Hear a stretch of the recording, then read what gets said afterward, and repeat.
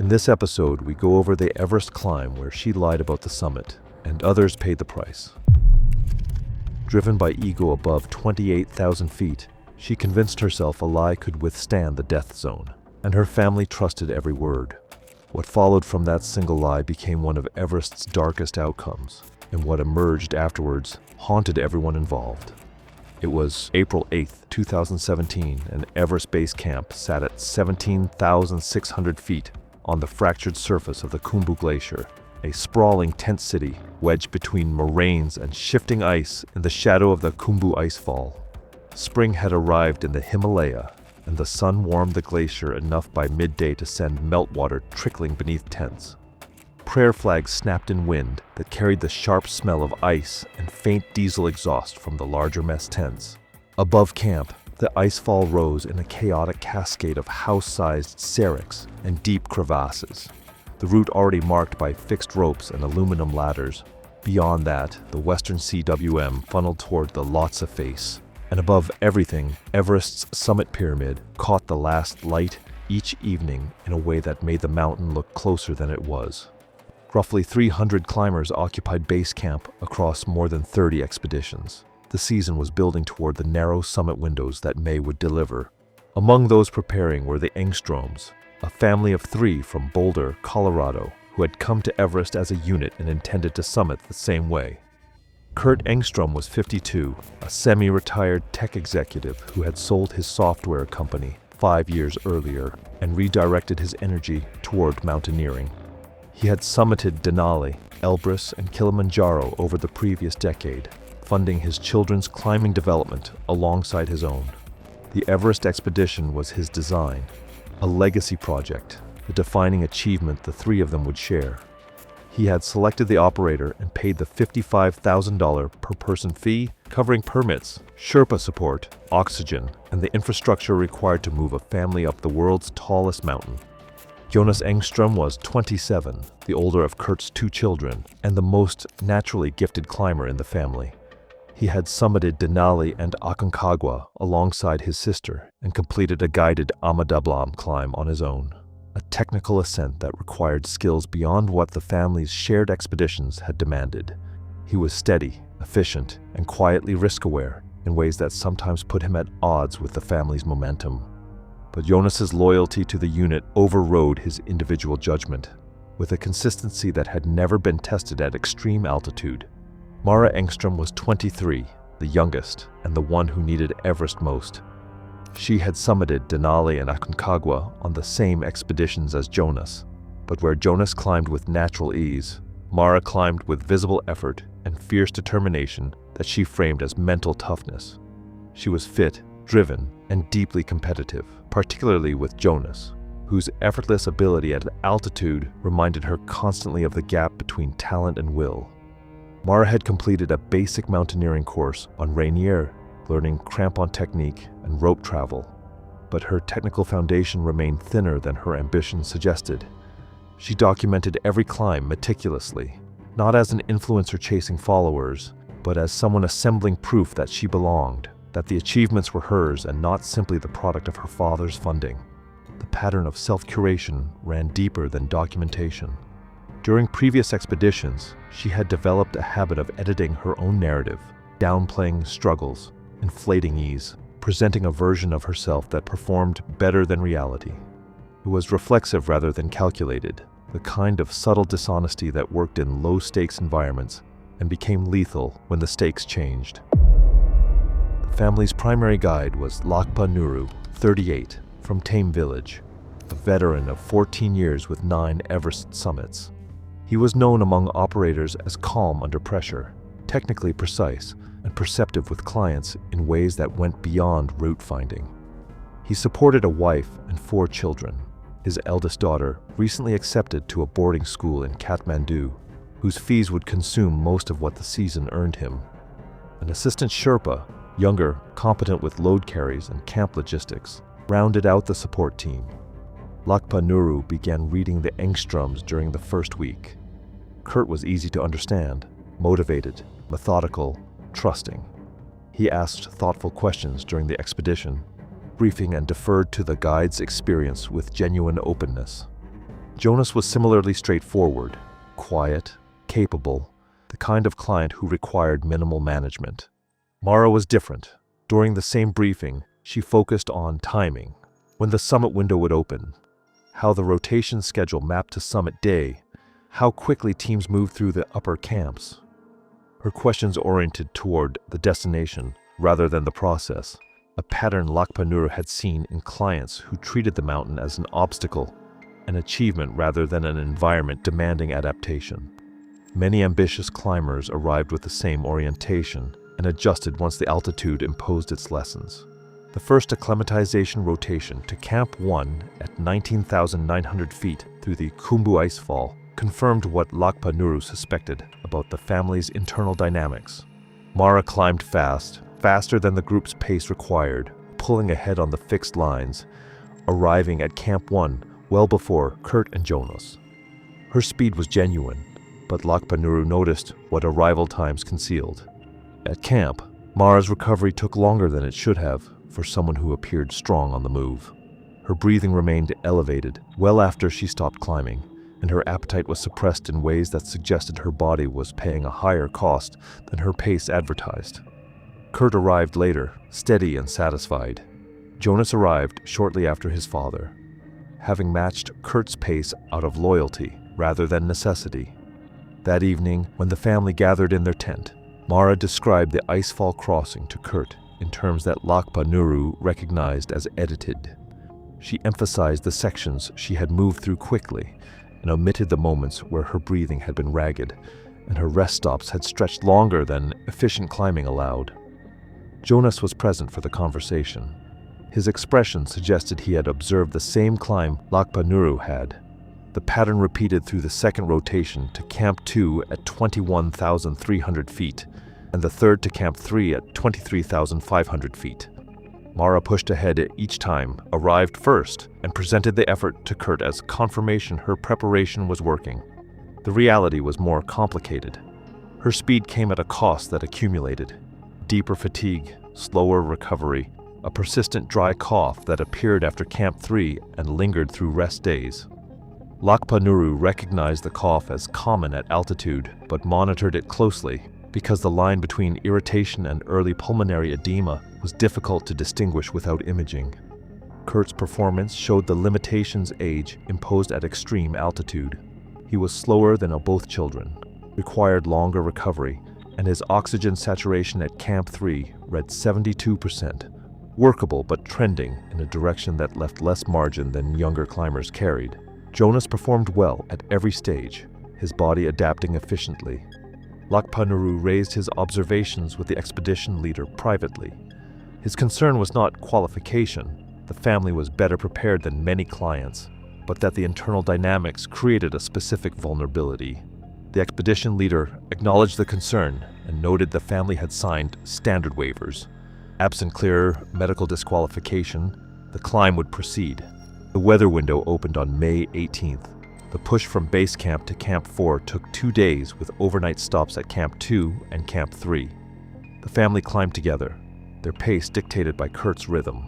At Camp 3, Mara was restless, eager to push higher while Kurt and Jonas rested. Her cough had not improved, and Lakpa Nuru noted a subtle wheeze he could not definitively attribute to anything more than altitude irritation. He mentioned it to Mara, who dismissed it and pointed out that half the climbers on the mountain were coughing. They reached Camp 4 on the South Col at approximately 26,000 feet on the afternoon of May 20th. The South Col was a desolate shelf of wind-blasted rock and ice, tents anchored against gusts that swept across the col with unpredictable violence. The air at 26,000 feet contained roughly 40% of the oxygen available at sea level, and every movement required deliberate effort that felt disproportionate to the task. Lakpa Nuru checked the family. Kurt's saturation with supplemental flow read in the high 60s, marginal but consistent with his trajectory. Jonas read in the low 70s, solid. Mara's reading was 70, accompanied by the persistent cough and a fatigue her forced energy couldn't fully conceal. All three fell within the range where the summit push would proceed. None guaranteed success.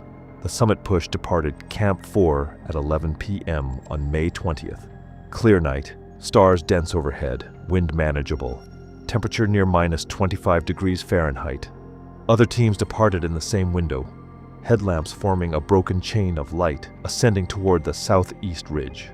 The family started together, Lakpa Nuru in front, Kurt and Jonas behind, Mara behind them, the assistant at the rear. The formation held for the first hour, then Mara's pace began to separate.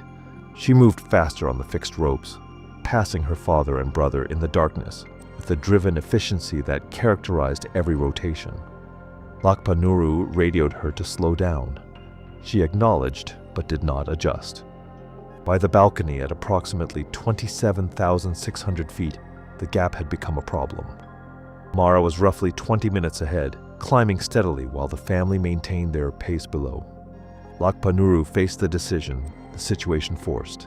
Let Mara continue solo above 27,600 feet, a scenario that violated every principle of high-altitude guiding, or go after her and leave Kurt and Jonas with the assistant. He assessed the information available. Kurt and Jonas were moving steadily, coherent, on oxygen, the assistant competent with the fixed systems. The route above was established and crowded with other teams. Mara alone above 27,600 feet in darkness was the more immediate danger. Lakpa Nuru instructed the assistant to maintain pace with Kurt and Jonas and pushed upward to close the gap. He caught Mara above the balcony, and they continued together up the southeast ridge. Kurt reported steady progress. Jonas confirmed they were moving well. The assistant relayed that both men were functional and on pace. Nothing in the transmission suggested the decision to split had created danger. Quick reminder, if this kind of in-depth breakdown matters to you, subscribing helps keep these stories coming. Now let's get back to the mountain. The route above the balcony steepened through rocky mixed terrain before reaching the south summit at approximately 28,700 feet.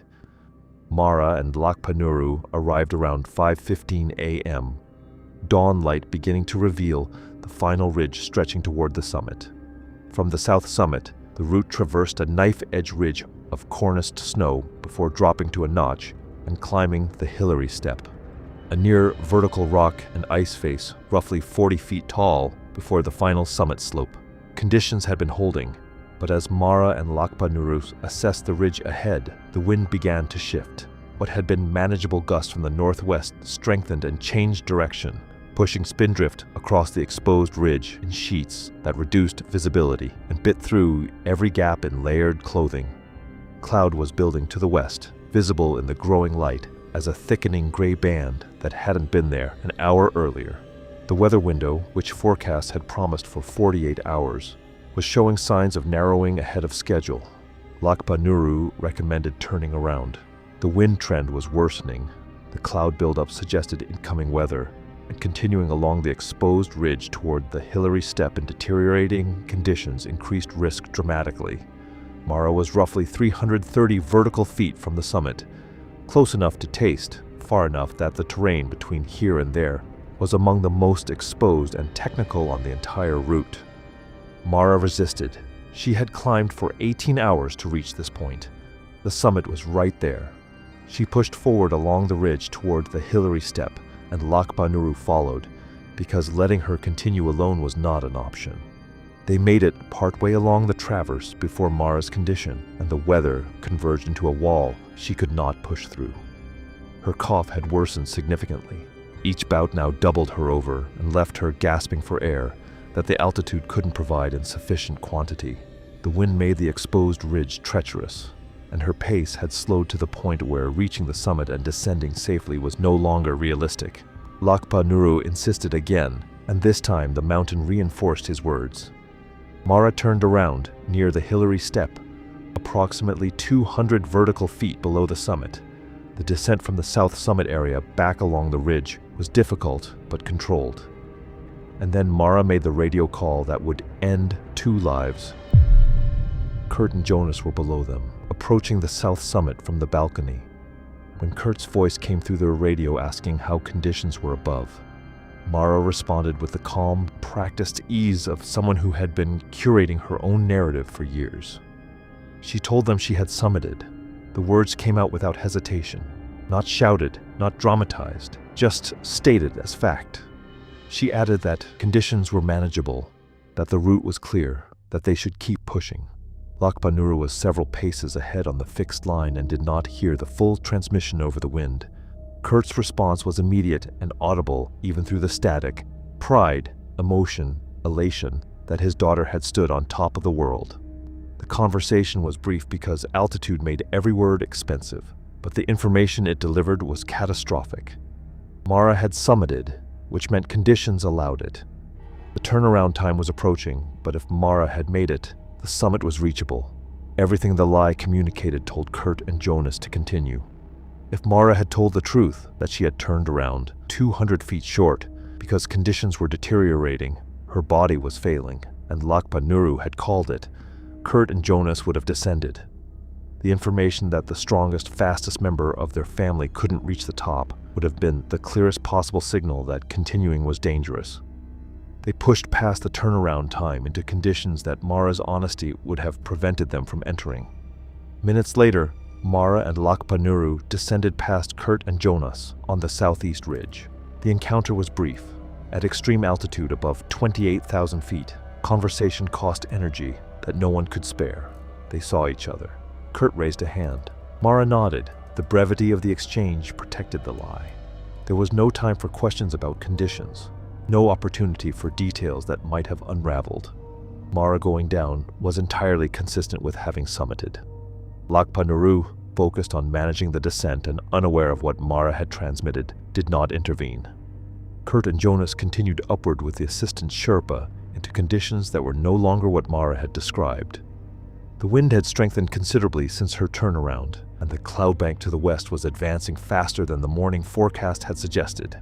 Visibility on the upper ridge was deteriorating from hundreds of feet to dozens, and the temperature was dropping as the wind chill intensified. Kurt began showing signs of distress above the south summit. His pace, already the slowest in the family, dropped to a crawl, 10 steps, then a rest stop that stretched into minutes.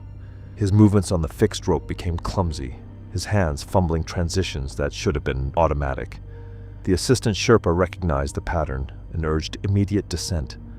They were past the turnaround time. Conditions were worsening by the minute, and Kurt's deterioration matched the early progression of high-altitude cerebral edema. Jonas wanted to turn around. His instincts, which had been overridden by family loyalty at every previous decision point, were screaming at him to descend. But Kurt refused. Mara had summited. His 23-year-old daughter had stood on top of Everest, and he would not be the one who turned back.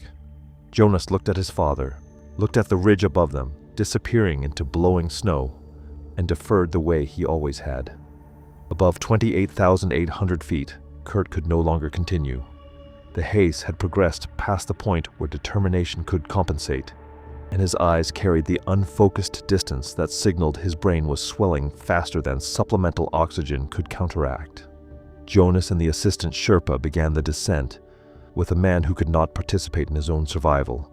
Kurt's weight sagged against the fixed rope and against Jonas, who bore the physical burden of keeping his father moving while the storm closed in around them. Visibility dropped to arm's length. The wind chill pushed past minus 40 degrees Fahrenheit, cold enough that exposed skin froze within minutes. The assistant Sherpa worked the anchor transitions while Jonas managed Kurt's body, guiding his father's boots into footsteps that Kurt could no longer find on his own. Kurt lost consciousness on the southeast ridge sometime around 9 a.m. The assistant Sherpa assessed the situation with the clarity that survival demanded. 2 men were now incapacitated, or nearly so. The storm was intensifying, and staying on the ridge meant 3 deaths instead of 2. He could not carry Kurt alone. He could not carry both. Descending to Camp 4 to get help was the only option that preserved any chance of rescue, even though every minute of descent was a minute that Kurt and Jonas spent dying on the ridge. He made the correct decision under impossible circumstances and began the descent alone. Jonas stayed with his father. The storm buried them in spindrift and wind that erased the world beyond arm's reach. Meanwhile, Mara reached Camp 4 safely with Lakpanuru in the late morning. The descent from the south summit had been difficult but uneventful, and both arrived exhausted but functional. Then the waiting began. Hours passed with no radio contact from above. When the assistant Sherpa arrived at Camp 4 alone, the situation became clear. Lakpa Nuru listened to the report. Both men somewhere on the southeast ridge above 28,000 feet, in a storm that was still building. Without hesitation, Lakpa Nuru prepared to go back up. The rescue attempt was desperate by any measure. Lakpa Nuru had already descended from nearly 29,000 feet that same day. His body had been above 26,000 feet for more than 18 hours. He reached approximately 27,000 feet before the mountain stopped him. The wind was too strong. The visibility was zero. His own body was failing. Muscles that had carried him up 9 previous Everest summits could not produce what the situation demanded after the day he had already endured. Continuing higher meant adding his own death to the count without any realistic chance of reaching Kurt and Jonas. He turned around. During the descent back to Camp 4, navigating iced rock in near whiteout conditions, Lakpa Nuru's crampon caught and he fell. The impact fractured his left ankle and tore ligaments in his right knee, injuries that sent pain through both legs with every subsequent step. He made it back to Camp 4 on adrenaline, arriving in a condition that required immediate assistance. When conditions cleared the following day, a Sherpa team pushed up the southeast ridge. They found Kurt Angstrom first, motionless on the fixed line, his body positioned where consciousness had left him.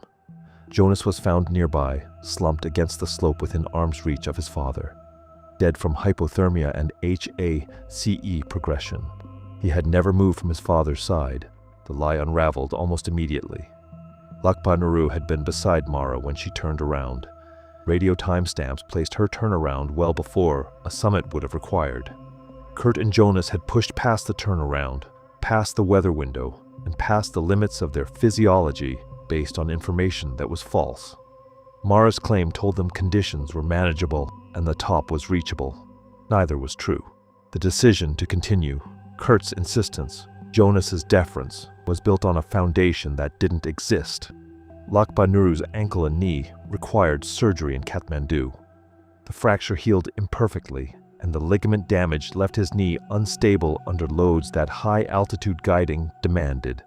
The physical limitations ended his career above 8,000 meters, but the injury that followed him furthest had no surgical remedy. The knowledge that he had been beside Mara when she made the call, that the wind had carried her words away from him, that by the time he understood what happened, 2 men were already dying on a ridge he couldn't reach. Mara Angstrom descended from Camp 4 under her own power, physically intact. She had lied about the summit, and the lie had sent her father and her brother into conditions that killed them both. Thanks for watching. Want to watch more? Click on your screen now.